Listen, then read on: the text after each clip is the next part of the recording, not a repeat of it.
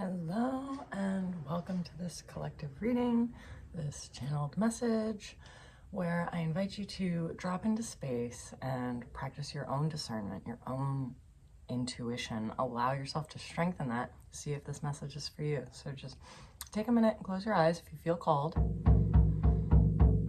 to fully sit in your own power. Fully trust in your own inner knowing. Sink into the feeling of your body. It holds great wisdom. Of your heart.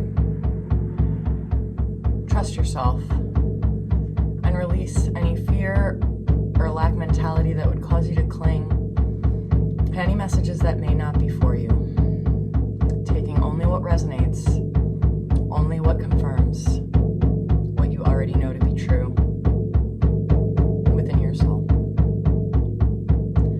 Calling in protection, guidance, and only messages for the highest good, that they come through with clarity and love. Thank you. So, I actually already had tuned in and was doing some out the window divination. And I saw smoke rising from a chimney, and that stuck out to me. I feel like that's not something I see all that often.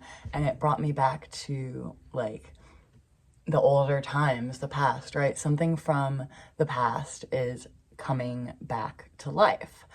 And it was blowing to the left, back to the past. So this is something from the past, something that is true to us, for us, a part of who we authentically are, that we lost touch with, maybe partially, maybe entirely, right? And so we're being brought back to this old way of being, and it's not going to be exactly the same as it was. We're older now, we're wiser now, so it's going to be experienced in a new way, right? And it's going to be enacted in a new way. And so then I heard a train fast, boom, it blew. It wasn't stopping at the station, it was moving ahead. So whatever this is, it's something that's going to help you move forward quickly, like into your future. You're going to go running with this year of the horse. There's like so much stuff coming up like this collectively. It's just what's happening with us. So this is really powerful stuff. You're just being asked to be mindful, not to rush too much, not to get ahead of yourself, end up in a potentially dangerous situation. There's a lot of snow and ice where I am, and a car driving down the road, and that spoke to me of the car was slow and steady. You know, they weren't crawling, but they weren't racing. There's some ice on the road, right? The roads can be navigated safely as long as we're aware, as long as we're not cutting unnecessary corners or rushing to get to, you know what I'm saying? Slow and steady. Because I sense that with this, there's going to be like a lot of excitement. You know what I mean? And that's where it's important to bring in that new version of ourselves that is more mature, that is more wise, and sort of wrangle this more, because this is something within the child archetype, right? Like the inner child. This is some of the beauty that's held there, either like a creative passion or a motive play. It's something about you that is very innocent, and it is very loving, and it is very pure, and it can be really exciting and just go, go, go. So it's important to have that integration of like the discernment of the parents along with the freedom of the child. And the fact that this child, this energy is coming back to life now is because you've already done the work to reparent yourself enough, to integrate the masculine and feminine polarities enough to create a safe container for this to unfold. So this is really beautiful, and it's just a matter of continuing to do that like self-parenting work every step of the way. You know, don't hinder or restrict the child, but guide the child, keep the child safe, and know when to rest, when to nurture our bodies, all of these things, right?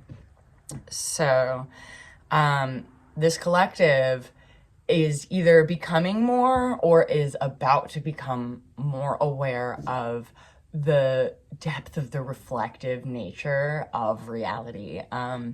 sort of like holographic universe theory and things like that, right? And I'm being told not to get into that too much because it's like, if this message is for you, and that's how you'll understand, right? So nature, as like sort of a part of this, right? Nature is really working with you at this time, and it's trying to express signs, synchronicities, messages like that. So you're just being asked to pay attention to what's going on around you. What sounds are the birds making, or is there a squirrel running in the street? Like, what's happening, and how are you thinking, feeling, what are you experiencing at that time, right? And just start to take note of these things, and you'll get more information that way, and you'll be able to start to work with things around you more in that way, and that's awesome. Now this was like poking its head out and like pulled out, and I didn't do that, at least I didn't think I did, so we're gonna go with the Water Alchemy book. I ordered this thinking it was gonna be a deck, and that's on me. It's a book. But that's okay. I decided to like give it a whirl, and it works for me actually, and I enjoy it. So I kept it.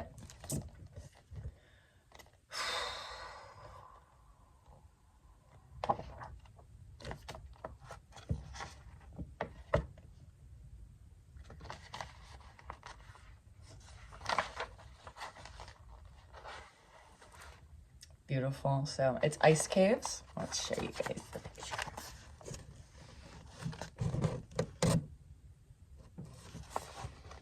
I explore the depths of my inner world, uncovering hidden treasures and finding serenity within.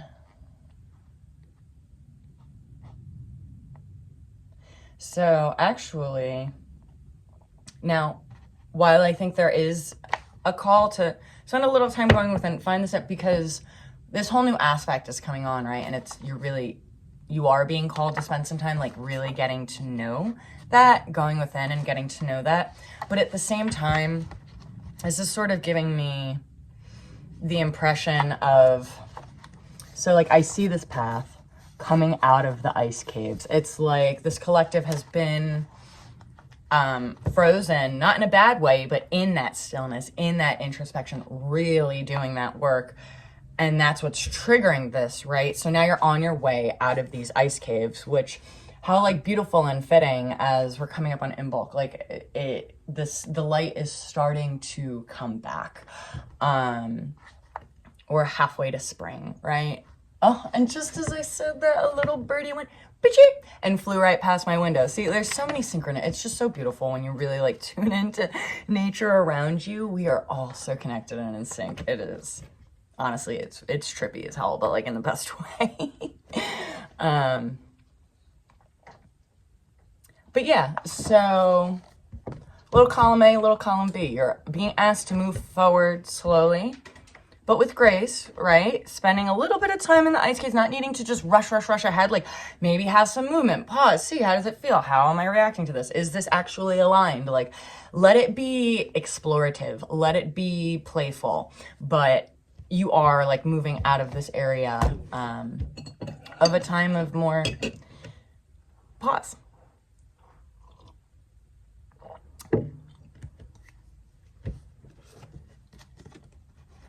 Right.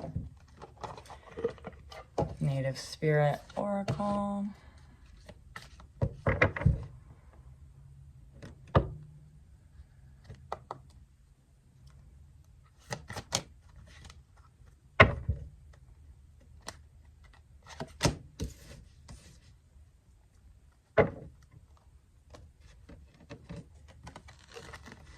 Song of the Wild. Beautiful. It's like, as we're coming out of these caves, what's coming back to life, all of it. It's like this fire, it's the sun. It is our inner sun, right? Our light. And when that shines, it just projects this rainbow frequency, this beautiful energy out into the collective, that like just by existing authentically and showing up as ourselves, we provide great medicine to all beings without even trying, you know, and that's really powerful. And it's just like this big open field, just like expansive possibilities, man. When you live life from this liberated place, this joyful place, like of thinking anything is possible, and instead of thinking why you shouldn't do something, thinking why not try it, you know, and just again coming back into that more childlike innocence, but with a sense of wisdom and discernment and maturity. But this is freedom. This is that stepping into that heaven on earth. Sweat Lodge. Okay, so what's immediately standing out to me right now, and it's actually really beautiful because it reminds me of my first experience with the Sweat Lodge.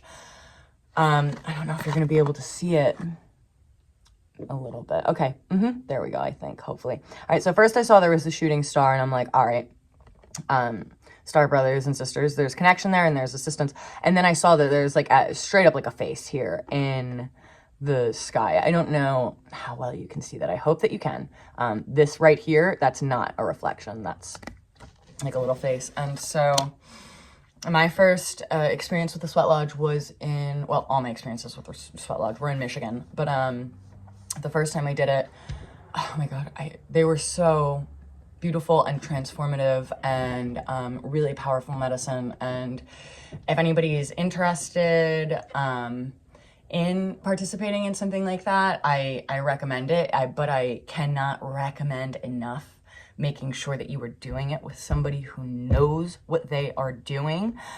Talk to people. Don't just like let any person perform this ceremony. It can be dangerous. It is very taxing. It is not an easy process to go through. Your sweats. It's like, it's not like a sauna. It's not like anything you've experienced. So it's really important for a medicine person to like be aware of what sorts of stones to use to heat, right? That are not gonna like give off improper chemicals or something like that. They need to actually have integrity and compassion and the ability to be in the dark, tuned into those within the Sweat Lodge to know if they're in danger or if they need to be taken out for a little while, or it's very important to find the right person to perform this, right?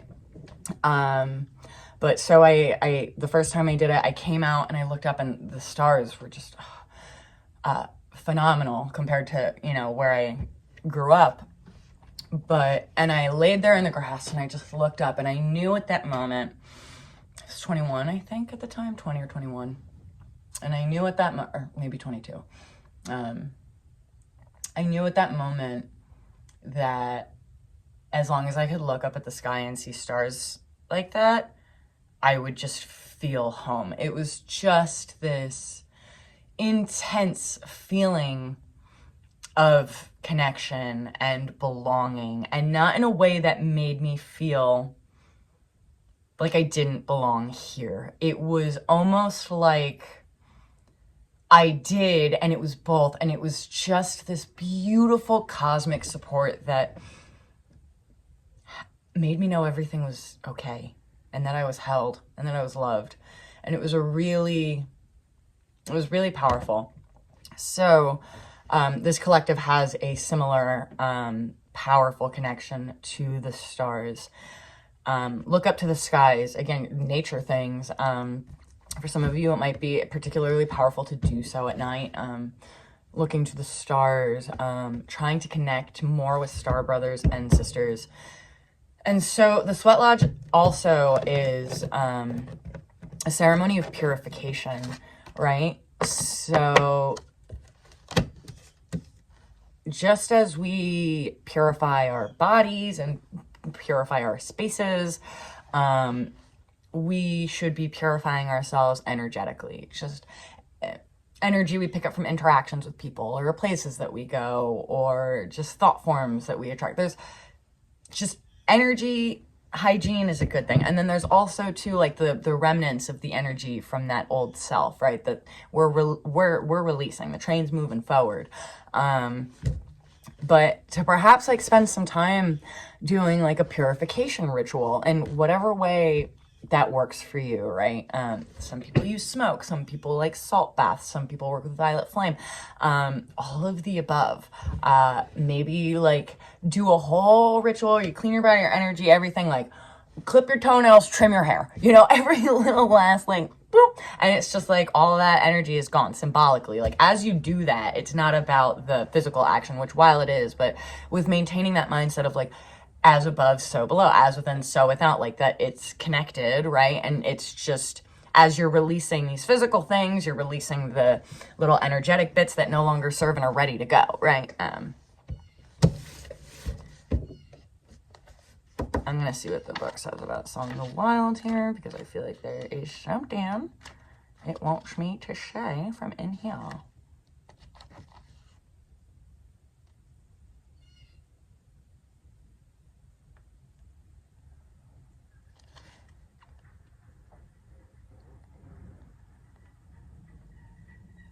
Awesome.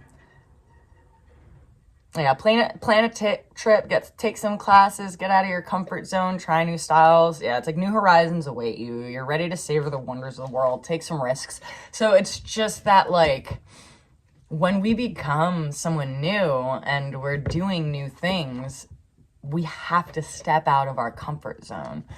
And struggling with that is what keeps a lot of people stuck in these old paradigms, right? And mothering and loving and nurturing ourselves throughout that process gently, right? The way you would a child, really, imagine you had a child and you were trying to help them expand in a positive and beautiful way. And maybe they were a little uncertain because it was new. What would you say to them? How would you treat them? Treat yourself that same way, right?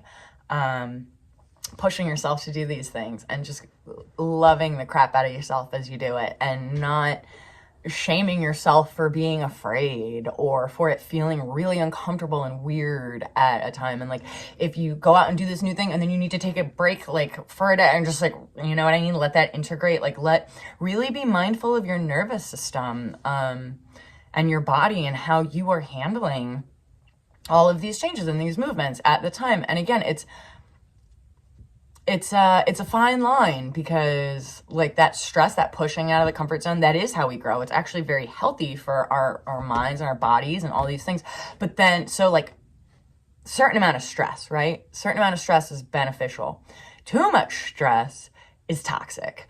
So it's about really like looking within, right? So a little back to that ice caves, even the sweat lodge, like seeing in the darkness, like, you know, and really being honest with ourselves about how we're feeling every step of the way, what we need, you know? And the more you do that, the more this like inner child that is coming back to life is going to feel safe and is going to trust you. And, you know, after spending so much time, like fractured from this relationship, that takes a little bit of time to rebuild. So it's awesome. Already clearly you have been doing that, right? That's why this is happening. Just keep going, slow and steady, slow and steady.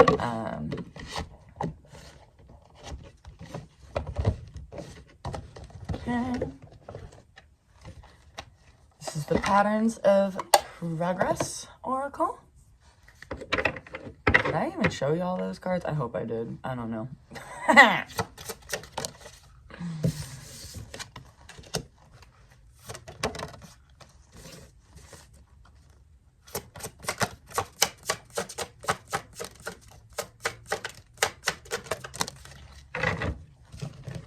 Aw.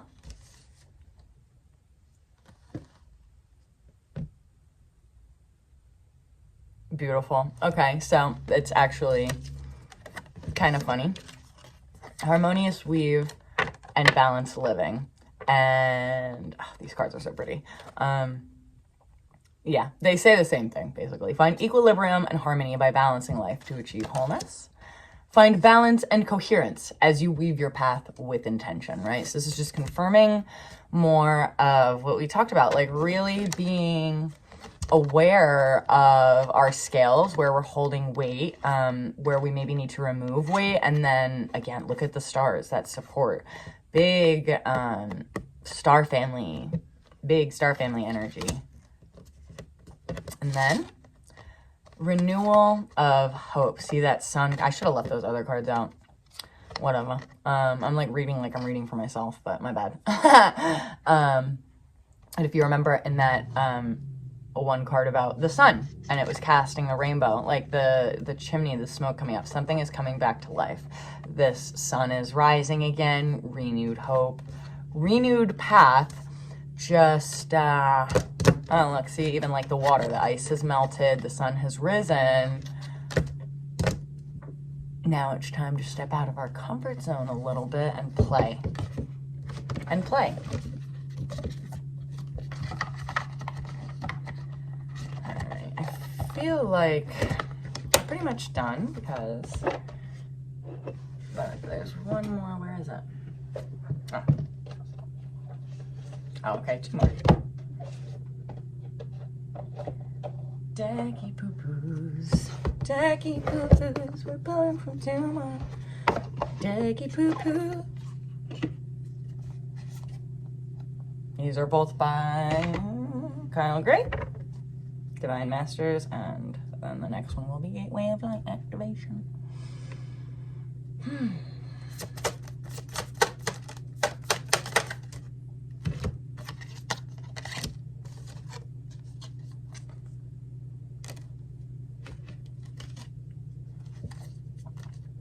Beautiful. So we got Hathor, Light Activation, and Ma'at, Divine Intervention.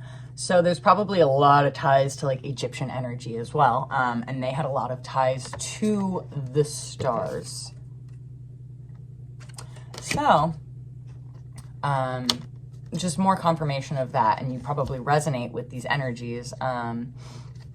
So Hathor, light activation, acceleration, brilliance, stand in your light, right? Like it's here, the light's back on, things are speeding up. Just be mindful of that speed, you know, weigh your options, choose the highest good.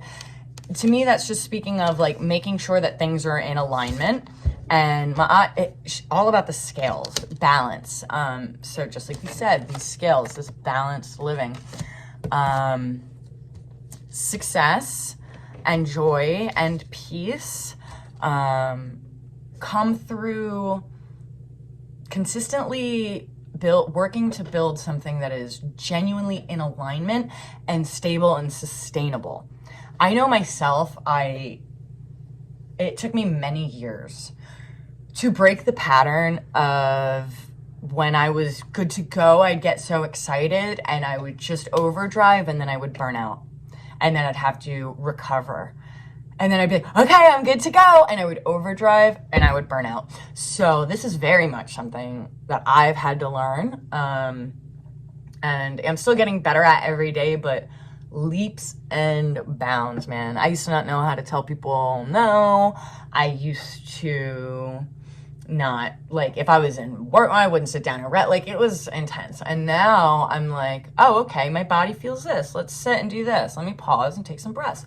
Let me do this. Like, it doesn't all have to get done in one day. And so much of that mindset came from shame that was imposed upon me by society and those around me, of just like the struggles with ADHD and not doing everything some things I would do quickly, right? But it's just like not living up to the standards of society, right? And I see more and more now as like I'm getting older that if we allow ourselves to release this idea of like how we're supposed to do something and just let ourselves find out how we do it for ourselves, you'll see that that will be super valid. There's not just one mindset. There's not one approach to life. This is a lie that is sold to us by capitalism because they want us to work and like fit into the system and do things the way that are convenient for them. So, for example, with my crafting, okay, I knit for a while and then I crocheted, then I was painting, then I was making bracelets. I would eventually let things go and I'd move on to the next thing. And as I'm sure many of you know, if any of you have neurodivergence or know people who are neurodivergent around you, that that is shamed. That's like frowned upon. It's like, why don't you ever finish anything? You know, the jack of all trades is the master of none. Well, one thing I want to tell y'all, that quote was bastardized. The original, and this just goes to show you how much like manipulation and control is actually kind of at play here. The original quote was, the jack of all trades is the master of none, but oftentimes better than the master of one, or better than the master of one. Maybe not even oftentimes, but they butchered the end of that to tell a different story. So with my crafting things, right? It's like, whatever, poop on me, whatever. I have my craft box and it had my supplies. Now I'm like really getting into making art using everything I already had. Making all of these different, like compiling my different interests into one. Like letting that, instead of like allowing myself to be put into this box, I allowed myself to like gain, almost like a squirrel. Like I went around and I gathered little acorns and I like collected them in a little treasure chest. Not that, I mean, squirrels bury them all around, and then that's not exactly like a squirrel, but the gathering, right? It's like, okay, what's this little thing? Okay, what's this little thing? And then it's like society makes it feel like I don't finish things, or that it's not, I haven't learned anything from the experience, that it's somehow not valuable. And then we internalize that shame. And then I turn around, it's like, no, this could actually be a superpower when we just like allow ourselves to be how we're meant to be and how we're meant to move through the world. And that was such a tangent that I literally now have absolutely no idea what triggered it. And usually I'm pretty decent with that. Okay, hold on. Let me ground myself.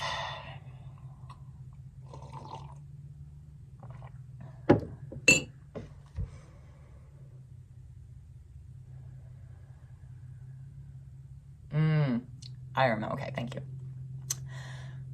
So allow yourself to move with ease, not over-pressuring yourself, not over-rushing yourself, one step at a time. Big picture, right? We just want to do like little brick, little step. If you build a house overnight, a storm's going to come and it's going to fall apart. Like, and you've already been building this house, but just so that continuous steady momentum, because you are a new version of yourself actually. So it's like the real, you know, you got that safety, and now it's like, as you build up this life, do so intentionally. Do so intentionally. Trust that it's safe to pause and move with ease. The modern age has our nervous systems really jacked up. And a lot of people are like perpetually in fight or flight mode. And in the fast-paced boom, boom, boom, it's like we're so conditioned to that, right? But we don't have to live that way. We don't have to be on all the time. We don't have to be available 24/7.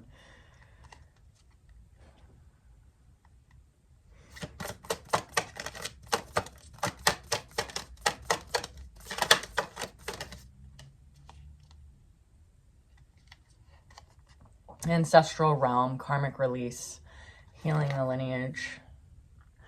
This is not, this new evolution is not just about you. Stars aligned, remembering home, soul, family, that star connection again. And then, okay, this one. Beautiful. I've never drawn this card before. That's amazing. So the ancestral realm, star gathering, crown chakra upgrade, divine connection, holy experiences, miraculous energy, that heaven on earth, right? Like I said before, when we activate our inner sun and we free and protect our inner child and balance our masculine and feminine, and that's where the magic happens. Like, this is a really potent beautiful and exciting time. And the work that you've done and are doing has healing that's going back through realms. It's healing things. I'm seeing this route. It's healing things that you're carrying within your DNA. You know, not just your mind. It's not just your trauma. This is deep. This goes deep. And one of the ways so many of us are honoring our ancestors right now is through the ability to authentically use our voices. So many of our ancestors, especially when it came to things like gender, race, class, sexuality, so many religions, so many of our ancestors were prosecuted, killed for using their voices. You know, so much sacred religious oppression, like, and then, you know, it wasn't that long ago that if a woman was a little too eccentric and outspoken, you could get her a lobotomy. Like, it was not that long ago, my people, that was happening. So to be able to be in this place of, like, actually getting to express ourselves, actually getting to let our light shine, actually getting to breathe with ease in the beauty of the moment of how great life can be, is a gift and a healing and a release of this karmic tie of a lineage that goes back God knows how long.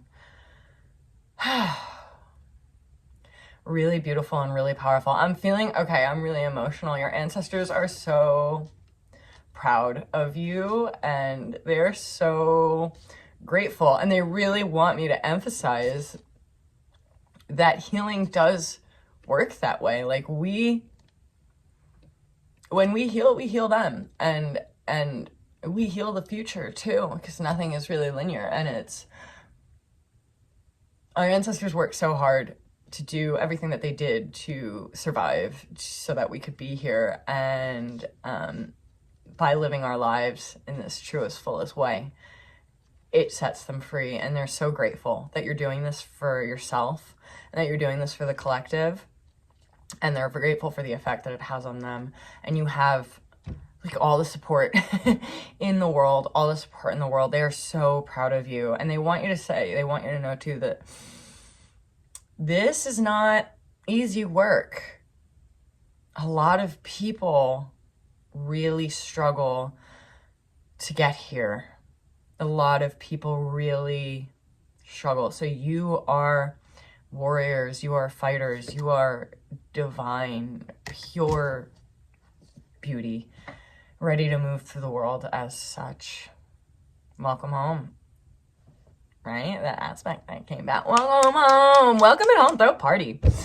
Or whatever you feel like doing, but you know what I mean. God, I banged the chime and it was like right by the phone, and that was a terrible idea. It was like very, very loud, and I cannot do that to y'all people, so I had to cut the ending. I just want to say I really hope that this resonates. I really hope you enjoy this like absolutely stunningly beautiful new journey that you are embarking on.